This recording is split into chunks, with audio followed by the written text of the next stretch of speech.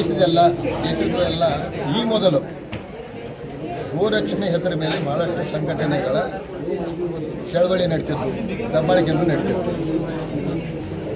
ಚಳವಳಿ ಮಾಡಲಿ, ಗೋರಕ್ಷಣೆ ಮಾಡಲಿ, ಗೋ ನಮಗೂ ತಾಯಿನೇ. ಆದರೆ ಅವರೇನಂತಿದ್ರು, ಗೋ ಹತ್ಯೆ ಮುಸಲ್ಮಾನರನ್ನ ಅಂತಿದ್ದು ಒಪ್ಕೋತೇನೆ. ಕೇವಲ ಅವರಷ್ಟರಿಂದನೇ ಅಲ್ಲ, ಬೇರೆಯವರದಿಂದ ಬೇರೆ ಸಮಾಜದಿಂದಲೂ ಆಗ್ತಿತ್ತು. ಆದರೆ ಈಗ ಅವರಿಗೆಲ್ಲ ತಿಳುವಳಿಕೆ ಗೋವನ್ನು ರಾಷ್ಟ್ರೀಯ ಪ್ರಾಣಿ ಅಲ್ಲ, ರಾಷ್ಟ್ರೀಯ ಗೋಮಾತೆ ಅಂತೇಳಿ ಘೋಷಣೆ ಮಾಡಬೇಕಂತೇಳಿ ಅವರೆಲ್ಲರೂ ಒಂದು ಒಪ್ಪೋರೆಲ್ಲ ಮನವೈತಿ. ದೇಶ ತುಂಬೆಲ್ಲ, ಕೇವಲ ಹುಕ್ಕೇರಿಯಲ್ಲ, ದೇಶದ ಪ್ರತಿಯೊಂದು ನಗರ ಪ್ರದೇಶಗಳಲ್ಲಿ ಮನವಿಯನ್ನು ಕೊಡ್ತಾ ಇದ್ದಾರೆ. ಈಗಾಗಲೇ ಅಂತಾರಾಷ್ಟ್ರೀಯ ಮಟ್ಟದಲ್ಲಿ ವೆಸ್ಟ್ ಬೆಂಗಾಲ್ದಲ್ಲಿ ಕೂಡ ಇದು ದೊಡ್ಡ ಪ್ರಮಾಣದಲ್ಲಿ ಪ್ರತಿಭಟನೆ ಜಾರಿಗೆ ಆಗಲಾಗಿದೆ.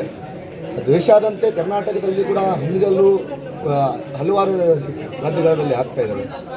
ಈ ರಾಷ್ಟ್ರೀಯ ಪಶುವನ್ನು ಘೋಷಣೆ ಮಾಡದೇ ಇದ್ದರೆ ತಾವು ಯಾವ ರೀತಿಯ ಮುಂದಿನ ಕ್ರಮಗೊಳ್ಳಬಹುದು? ತಮ್ಮ ಹೋರಾಟ ಮುಂದಿನ ಯಾವ ರೀತಿಯಗೊಳ್ಳಬಹುದು? ನಾವು ಒಂದು ವಿಷಯ ನಿಮಗೆ ಸ್ಪಷ್ಟಪಡಿಸ್ತೇವೆ. ಗೋರಕ್ಷಣೆ ಹೆಸರ ಮೇಲೆ ಗೋವನ್ನು ಮಾತೆ ಅಂತ ಹೇಳಿ ಕೇಂದ್ರ ಸರ್ಕಾರ ಅಧಿಕಾರಕ್ಕೆ ಮೊಟ್ಟ ಮಾತನ್ನು ಅವರು ಮೊದಲು ಪಾಲಿಸಬೇಕು. ಗೋಮಾತೆಯನ್ನು ರಾಷ್ಟ್ರೀಯ ಗೋಮಾತೆ ಅಂತ ಹೇಳಿ ಘೋಷಣೆ ಮಾಡಬೇಕು ಅನ್ನೋದು ಒಂದು ಒತ್ತಾಯ ನಮಗೆ ಮೊದಲೇದು. ಈಗಾಗಲೇ ಹಲವಾರು ಪ್ರತಿಭಟನೆಗಳ ಜಾರಿಗಾಗ್ತಿದೆ. ಹಲವಾರು ರಾಜ್ಯಗಳಲ್ಲಿ, ವಿವಿಧ ಜಿಲ್ಲೆಗಳಲ್ಲಿ ಆಯಿತು. ಈ ಹೋರಾಟ ಮುಂದಿನ ತರುಗೊಳ್ಳಬಹುದು, ಯಾವ ರೀತಿಯ ತರುಗೊಳ್ಳಬಹುದು?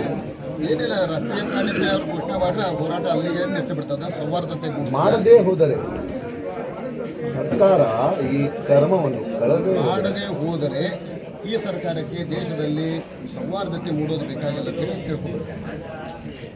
ಕಮಿಟಿ ವಕೀಲೆ ಭಾರತ ಸರ್ಕಾರಕ್ಕೆ ಮನವಿ. ಮಾನ್ಯ ಪ್ರಧಾನಮಂತ್ರಿ ಮಹೋದಯರಿಗೆ ಗೌರ್ಮೆಂಟ್ ಆಫ್ ಇಂಡಿಯಾ ನವದೆಹಲಿ, ಮೆಹರ್ಬಾನ್ ತಹಶೀಲ್ದಾರ್ ಹುದ್ದೆಯಲ್ಲಿ ಜಿಲ್ಲಾ ಬೆಳಗಾವಿ ಕರ್ನಾಟಕ ರಾಜ್ಯ. ವಿಷಯ: ಹಸುವನ್ನು ಗೋಮಾತೆಯ ರಾಷ್ಟ್ರೀಯ ಪ್ರಾಣಿ ಎಂದು ಘೋಷಿಸಲು ಹಾಗೂ ಅದರ ಸುರಕ್ಷಣೆಗಾಗಿ ಸೂಕ್ತ ಕ್ರಮ ಕೈಗೊಳ್ಳುವಂತ ಮನವಿ.